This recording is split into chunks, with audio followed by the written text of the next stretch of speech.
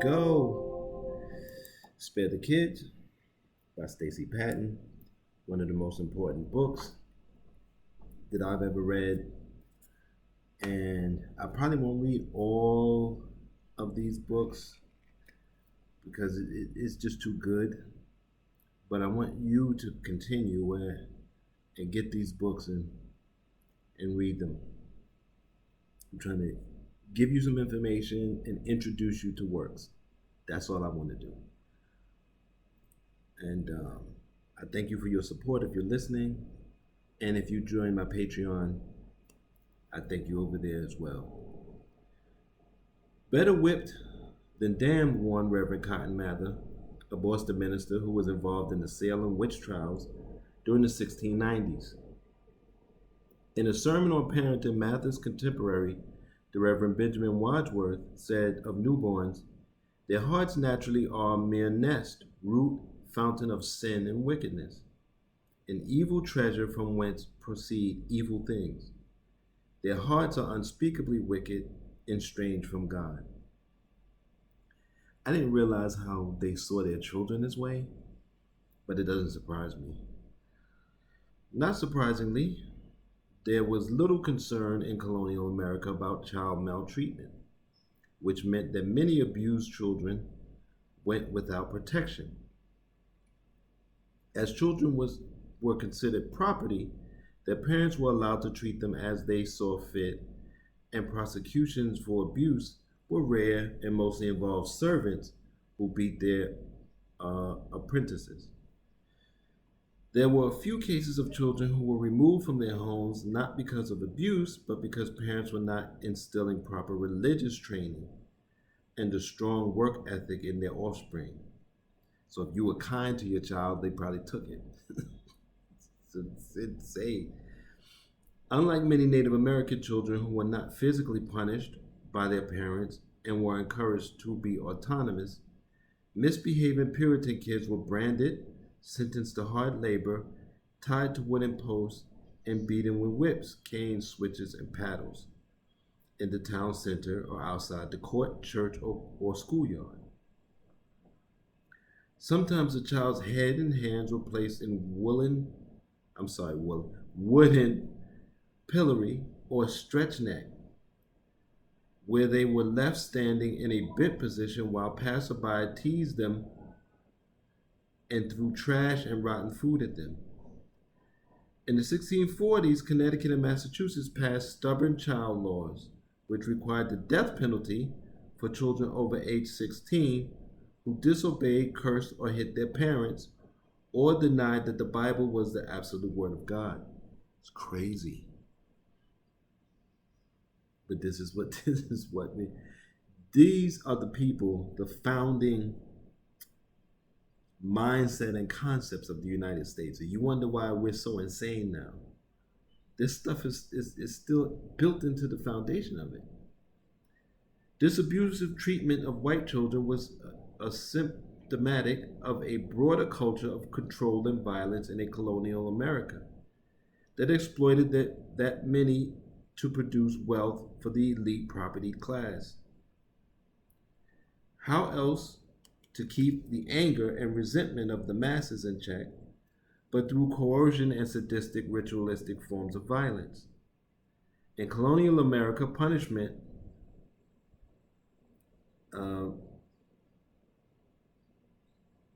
and of indentured white servants and convicts included fines, imprisonment, banishment, tarring,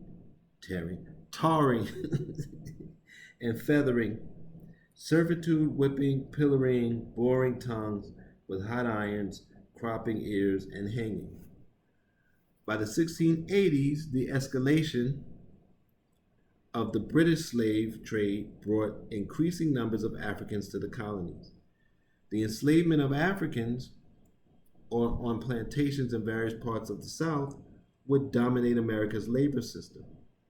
Torn from their homelands, those Africans were thrust into a new kind of violent culture where they were introduced to the most barbaric dimensions of a European Christian worldview and its practices that didn't come from an authentically spiritual place. but were designed to ensure the profitability of the slavery enterprise. Before our ancestors arrived in America, white men were slaughtering Indians and beating their servants, wives, and children. Slaves were brutally seasoned by overseers and masters, and soon our ancestors saw beating as an essential feature of child rearing and crucial to equipping children with the skills they would need to survive the harsh realities of plantation life.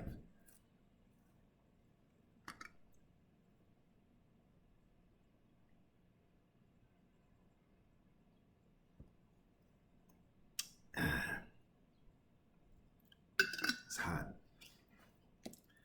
The European approach to child discipline was quite different from what was common in the pre colonial West Africa cultures. There's no generalized pan-continental statement that can be made about child discipline practices in Africa prior to the arrival of Europeans during colonization. After or even today, that's because Africa is a vast continent with diverse religious practices and thousands of cultural traditions, ethnic groups, and languages. In pre-colonial Africa, oral traditions such as songs, tribal legends, proverbs, tales, and fables were used in place of written record to relate important facets of history and to pass on information from one generation to the next. Before Europeans introduced Western education and literacy in order to more easily convert Africans to Christianity, families, clans, and tribes used games and riddles to teach the children their heritage, good manners, respect for elders, the value of cooperation, and allegiance to ancestral spirits. Elders sometimes incorporated fear into the education process by telling children that if they disobeyed, then they'd grow hair on their neck, witches would get them, or the earth would open up and swallow them. I don't know, I disagree on that. Mostly they were oral traditions, but you do have some African cultures and peoples that were writing and were putting symbols on his cave walls. There's one video Africa when Obama took his first trip to Africa, and there's a there's a drawing of a man that looks just like him. So symbols, remember, that's writing. That's symbols. Letters are just symbols. So there was writing. I mean, I don't know how much. Maybe it wasn't as much, but I don't like when they say Africans didn't have writing. Anybody who drew symbols had writing. Even if you say cavemen with their symbols on the wall, that's writing. So that's literacy to me. I think that's it because symbols. If you're drawing symbols to tell a story to leave behind, then that's literature, right?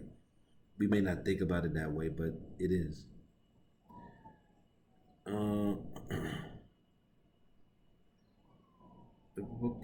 Because Africans relied so heavily on oral traditions, we lack written historical documentation about the first-hand experiences of growing up or parenting practices prior to the Atlantic slave trade and European colonization. We are left to rely heavily on the writings of European voyagers, missionaries, anthropologists, and ethnologists.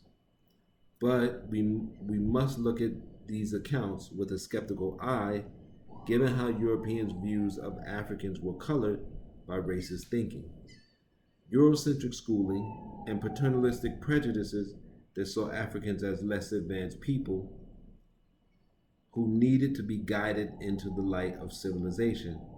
And of course, many of those European observations were used to legitimize the slave trade, colonialism, and missionary campaigns. So, again, maybe there's more research that's come out more lately about African writing and she before this book, but sure, it was mostly oral tradition.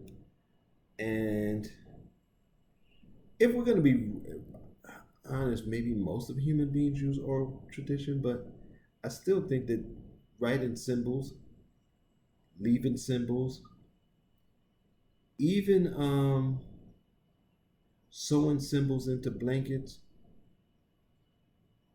I'm thinking about the Native Americans, or putting symbols onto clay pots that tell stories. I don't know. Maybe that's not considered literature. Tell me what you think. But I think that's, maybe it's loosely, you can say it's literature. It's literature. Uh, but if I'm dead wrong, let me know. Spare the Kids by Stacey Patton. Use this information in your life. That's why I do it. And try to take care of yourselves out there and try to be safe.